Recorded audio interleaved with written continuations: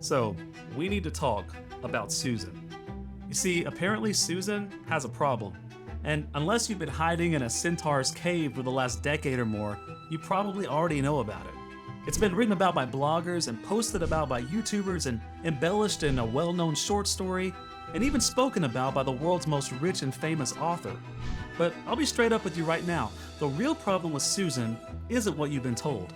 It goes much deeper than that. And frankly, I'm not so sure it's a problem. Now, we're gonna get into this today, but I should warn you that this video contains major spoilers about the crazy and shocking ending of the last battle. So if you haven't read it yet, I highly recommend that you save this video for some other time. And while we're at it, I should also thank all the wardrobe watchers on Patreon who've helped contribute to this discussion. You've given some great insight into this issue, so thanks. Well, we've got a lot of controversy to wade through today, so let's get started. It's time to leave the Shadowlands behind and step into a world that's more real than our own. It's time to follow me into the wardrobe. So let's just start out by getting this out of the way. At the end of Narnia, everyone dies. Well, almost everyone, and without a doubt, it's the most shocking moment in all of Narnia when you discover that all 7 friends of Narnia, Lucy, Edmund, Peter, Jill, Eustace, Polly, and Diggory, have all been killed in a train accident. Now, for these characters, the accident was just a brief, vague memory, almost like a dream. And to their delight, they're actually taken to Aslan's country, which turns out to be what we call heaven. It really is a beautiful moment, as they're reunited with so many of their dear friends that they've come to know and love throughout the years. But in spite of this wonderful ending, there's one moment that really stands out, and it's pretty disturbing. We might as well read it now.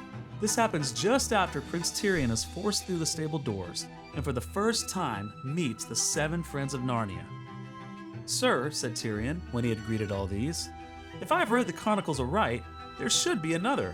Has not your majesty 2 sisters? Where is Queen Susan?" "My sister Susan," answered Peter shortly and gravely, "is no longer a friend of Narnia." "Yes," said Eustace, "and whenever you've tried to get her to come and talk about Narnia or do anything about Narnia, she says, 'What wonderful memories you have. Fancy you're still thinking all those funny games we used to play when we were children.'" "Oh, Susan," said Jill, "she's interested in nothing nowadays except nylons and lipstick and invitations. She always was a jolly sight too keen on being grown up." "Grown up indeed," said the Lady Polly. "I wish she would grow up. She wasted all her school time wanting to be the age now, and she'll waste all the rest of her life trying to stay that age. Her whole idea is to race on to the silliest time of one's life as quick as she can and then stop there as long as she can." "Well, don't let's talk about that now," said Peter. And there it is. See, it turns out Susan is absent from the party. She's no longer a friend of Narnia, and she alone isn't taken to Aslan's country. But that's not even all of it, because now, in this world, Susan is suddenly an orphan. She's lost her siblings, her parents, her friends. They've all been killed in a horrific accident, and Susan's been left behind to deal with deep, life-altering trauma of it all. And this is where we're introduced to the problem of Susan. Now, for many readers, Susan was given a raw deal, and this moment in the story reveals a dark side of Aslan, prejudices of C.S. Lewis, or even a deeper problem with Christian theology. Now, as far as I can tell, there are 4 problems with Susan. 4 different issues, actually, that critics bring up, and we're going to talk about all of them now. Number 1, the problem of growing up. Now, many critics have claimed that Susan's only real crime was doing what everyone does. She grows up. And what's wrong with that? After all, they say, going to parties, wearing adult clothes, these are all things that adults do. Does Aslan have some sort of problem with grown-ups? But that's really a mischaracterization of what's happening here. It can't just be about Susan aging out of Narnia. First of all, Peter managed to navigate adolescence with his love of Narnia still intact. In fact, there are plenty of grown-ups, healthy adults who we see enter into Aslan's country. There's Professor Kirk, Polly and the Pevensie parents, also Reepicheep, Tumnus, and Mr. and Mrs. Beaver, all of whom show us the opposite of childishness, as they deal with serious problems and challenges throughout their lives. So no, adulthood isn't the problem with Susan. Number 2, the problem of womanhood. It's also been claimed that Susan is excluded from Narnia because, as an adult woman, she has become interested in the things adult women are interested in. In an interview in 2005, J.K. Rowling put it this way: "There comes a point where Susan, who is the older girl, is lost to Narnia because she becomes interested in lipstick. She's become irreligious basically because she found sex. I have a big problem with that. For people like Rowling, Susan has become vilified for her femininity, as if feminine beauty and female attraction are somehow offensive to Aslan. Haven't you noticed, they say, that the beautiful women in Narnia always seem to be evil? There's Jadis the White Witch who killed Aslan, and the Lady of the Green Kirtle who murdered Caspian's wife and kidnapped his son. In the world of Narnia, they say, beautiful and attractive women are nothing more than evil villains." But this argument just doesn't hold water. The truth is, for as many beautiful women that were vilified in Narnia, there were just as many who were honored. There was Ramandu's daughter who was so physically attractive that Prince Caspian fell head over heels for her almost instantly. Yet she also became a queen that was beloved by all Narnians. There was Queen Swanwhite, whose beauty was literally legendary. There was even Queen Susan herself, who was known for her beauty and courted by many suitors during her adult years in Narnia.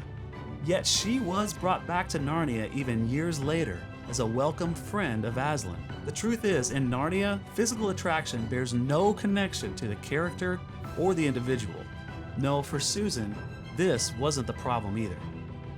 Number 4, the problem of hell. Now, the third criticism I sometimes hear is that if Susan wasn't sent to Aslan's country, she must have been sent to hell. And while some people may have deserved it, like Shift the Ape, it wasn't like Susan was Hitler or anything. She had her flaws, but if Aslan could forgive Edmund for conspiring to murder his siblings, why shouldn't he forgive Susan? Well, there are a few points here we need to understand. The most important point is that Susan is never actually sent to hell in this story. And any speculation that that's her fate is only that, pure speculation. And we'll talk about why I think it's incorrect in just a few minutes. But really, the deeper issue here isn't Susan going to hell. It's the problem that people have with the idea of hell itself. Now, that's a much bigger topic than we can get into in this video. But here's one important insight to understand.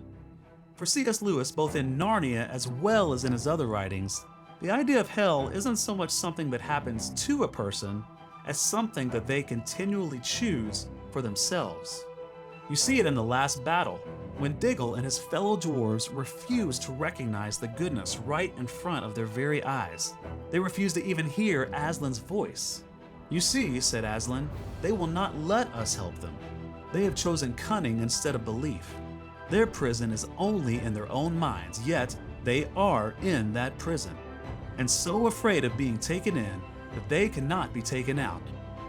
No, for Susan, this is not the real problem either. Number 4, the problem of pain. Now, there's no doubt that after the train wreck, Susan's story is bound to be full of personal pain and deep suffering. And the argument goes, what kind of sadistic person would write this sort of story for such a beloved character? And if Aslan really cared about Susan, how could he force her to endure so much pain? And the other friends of Narnia, they don't even seem to care. Instead of grieving her suffering and her fate, they pile on her problems. It seems like the only people that really have empathy for Susan are us, the readers. Is Narnia really such a cruel and cold-hearted place? Now, the first thing I'd like to point out is that many people don't realize that at this moment in the story, when 7 friends of Narnia are discussing Susan, they don't actually yet know they're dead. They don't know that there was a train wreck or that Susan is now a grieving orphan. For all they knew, Susan simply wasn't called back to Narnia this time. They weren't pronouncing judgments about Susan or why she deserved hell and suffering. They were just explaining why she wasn't with them in Narnia at that moment. And she wasn't there because of her own choice. She had chosen to exclude herself from all things Narnia. And because of that, she wasn't on the train that day. She wasn't there because she had chosen to no longer be a friend of Narnia. And that is where we get to the real problem with Susan. You see, it all comes down to that one grave fact uttered by Peter. Susan is no longer a friend of Narnia. Not that Narnia is no longer a friend of Susan's. Just like the dwarves who refuse to see the clear truth that's right in front of them, Susan has purposefully convinced herself, lied to herself really, that everything she had experienced in Narnia, every battle, every victory, every dear friend she had made throughout the years, every encounter with Aslan, they were all just make-believe, silly, childish games. How she got there, we don't know. We do see some foreshadowing throughout the books.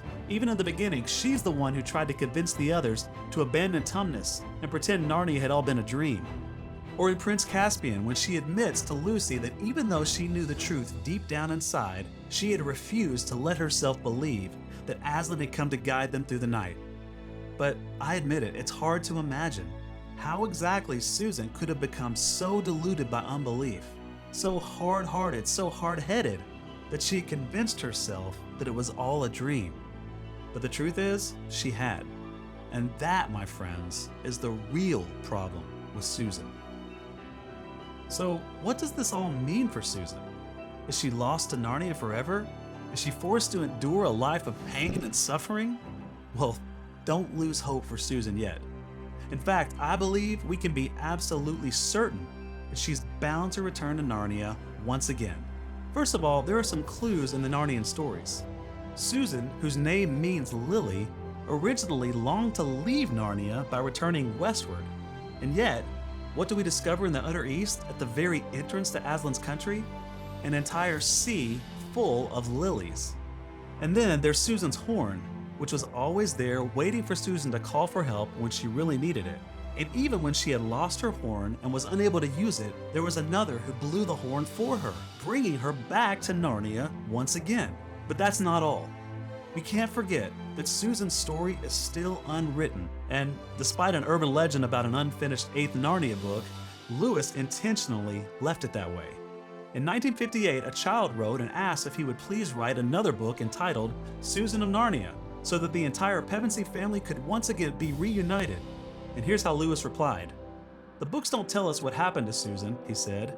"She's left alive in this world at the end, having by then turned into a rather silly, conceited young woman.